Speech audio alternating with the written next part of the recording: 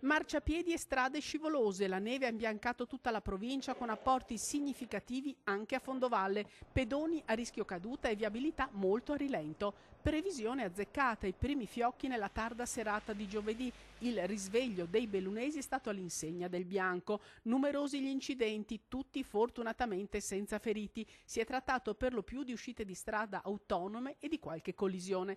Sul fronte manutentivo nessun problema, uomini e mezzi al lavoro fin dalla notte, nonostante le preoccupazioni della vigilia. Di primo mattino ho sentito il responsabile di Veneto Strade, Sandro D'Agostino, il quale mi ha fatto un po' il punto della situazione. Mi pare che sia tutto sotto controllo. È chiaro che quando arriva la neve qualche situazione di disagio sicuramente questo lo comporta, ma mi sembra che siamo riusciti a parare bene il colpo. Già, per questa volta, ma alla luce delle poche risorse garantite dalla provincia a Veneto Strade, che gestisce la rete, cosa potrà succedere in futuro? Per qualche mese di certo. Adesso noi abbiamo un incontro molto importante martedì in Regione Veneto, quel famoso tavolo tecnico con l'assessore Ciambetti finalmente è stato organizzato, e in quell'occasione sicuramente porteremo all'attenzione il problema delle strade, il problema delle viabilità e tutti i problemi connessi alle risorse della provincia per la legge 25. Da 5 a 15 centimetri di neve fresca, ma gli apporti sono anche di più alle quote elevate. Tutte le strade sono percorribili, ma con pneumatici invernali o catene, e i mezzi pesanti, oltre gli 800 metri